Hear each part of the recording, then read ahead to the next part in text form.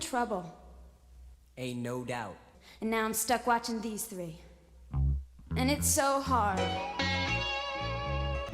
Babysitting these guys. And these guys started to chase us. And we all got hijacked. We ain't got a nickel. And you out of luck. And it's so hard. It's so hard. Babysitting these guys. I've got the babysitting blues.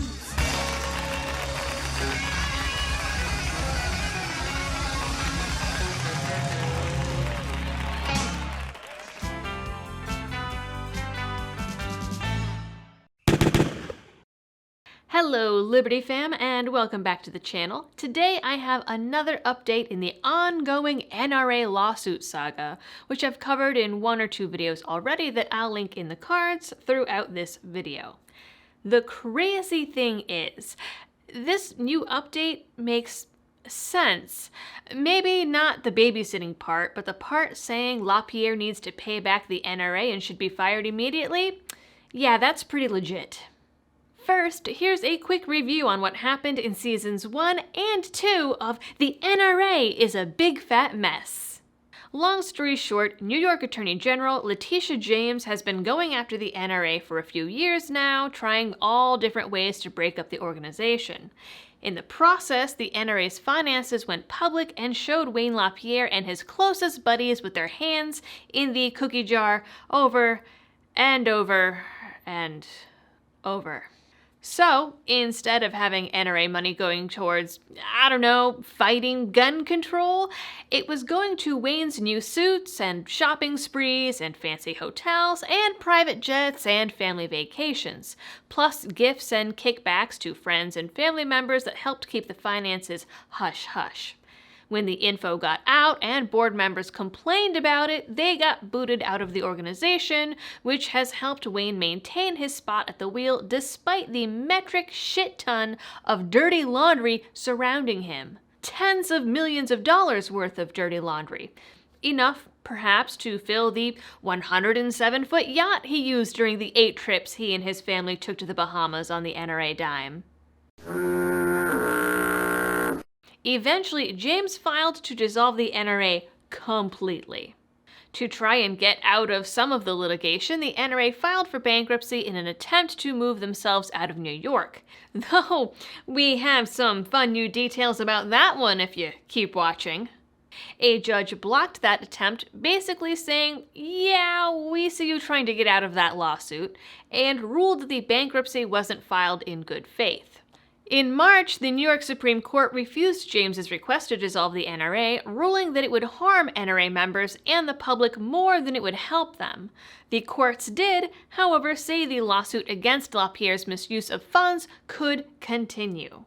And that brings us all the way up to today's video, which, by the way, is brought to you with the help of Palmetto State Armory, who, a little birdie has told me, has some great gear and freedom seeds on sale right now. So to check out all of their gear and help the channel, use the link down in the description.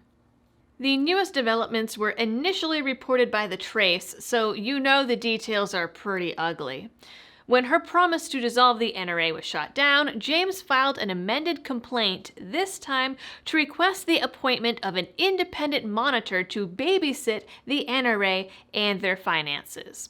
This would take the form of both an independent compliance officer that would report to her office, and the courts, and a separate independent governance expert to help reform the organization.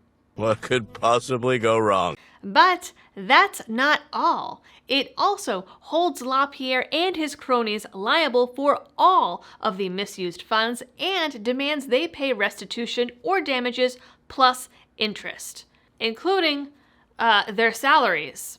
They would have to pay back their salaries.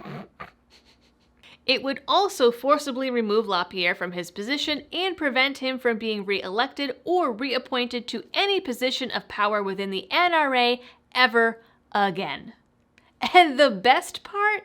The lawsuit points to the fact that LaPierre is still in charge as proof that these babysitters and restitution are needed.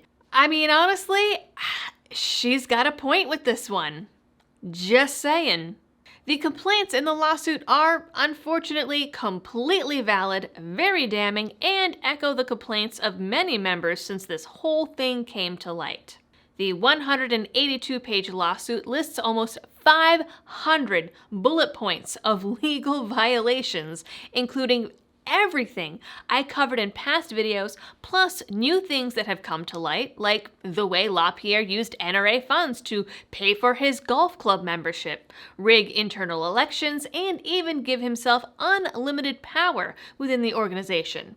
We also learned about the chief of staff diverting $30,000 a month to his wife, handlers that carried previously unaccounted for cash for tipping, and the fact that when the scandal broke in 2019, the board mysteriously voted to give LaPierre a $455,000 bonus on top of his $1.2 million salary and on top of the millions of dollars he was already embezzling.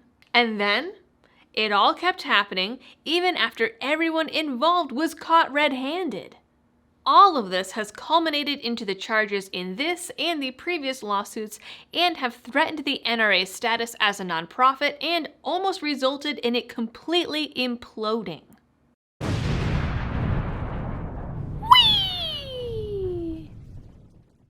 City and State New York sums it up very nicely. The NRA failed to supervise or take disciplinary action against its leadership over the allegedly illegal spending, her office wrote in the amended complaint. Court documents also state that the organization lied to the state attorney general's office and failed to comply with whistleblower protections and conflict of interest laws, among other alleged infractions. For example, James's office said, LaPierre turned on the NRA president when he began to investigate whistleblower claims related to the questionable finances and structure of the organization.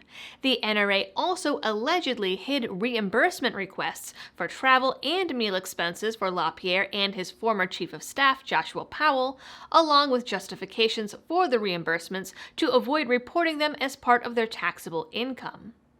Not to mention the millions of dollars in double dipping between all kinds of weird business contracts with outside entities, and it's quite the mess. The final bullet point in the laundry list of infractions is especially important as it gives James the ammo to go after LaPierre individually. Despite a conflict of interest and his lack of authority to do so, LaPierre unilaterally determined to place the NRA into bankruptcy to evade a regulatory action in which he was named as a defendant. That bankruptcy, which was dismissed for lack of good faith, cost the NRA tens of millions of dollars in attorney fees, payments to proposed restructuring officers, costs relating to special board meetings necessitated by the filing, and other expenses. LaPierre continues in his leadership position. This is also where we learn just how dirty this attempt at bankruptcy really was. Meep meep. Meep meep. The full NRA board did not approve the bankruptcy filing before the filing occurred. LaPierre made the decision to put the NRA into bankruptcy without consulting with anyone outside of the Brewer firm and the 3 members of the Special Litigation Committee. He did this despite the conflict of interest presented by his being named a defendant in this pending regulatory enforcement action. The NRA never notified the full board of its intention to file for bankruptcy before the filing occurred. In fact, several board members, after learning of the bankruptcy filing, asserted that they were not informed at the January 7, 2021 meeting of the NRA's intentions to file bankruptcy or to use the 2021 employment agreement to authorize LaPierre to file for bankruptcy protection. One board member who received notice from Fraser on January 15th of the NRA's bankruptcy filing that day emailed Fraser in response, "Am I to assume that no one thought this worthy of discussion when the board was assembled 8 days ago?" Also, it turns out not only did he not inform the board, he didn't inform any officers or directors either. The current treasurer wasn't even told and learned instead from a company-wide memo after the fact. This was pure 100% USDA Wayne LaPierre. Here are the paragraphs relating to LaPierre's damages.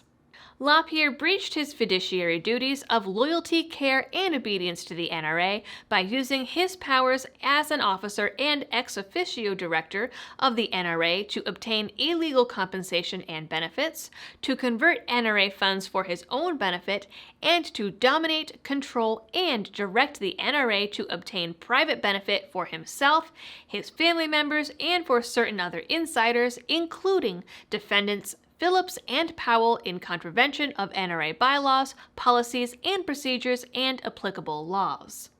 Accordingly, LaPierre is liable to account and pay restitution and/or damages, including returning the salary he received while breaching his fiduciary duties to the NRA, plus interest at the statutory rate of 9%, and rescission of any agreements providing for compensation following his employment as executive vice president of the NRA.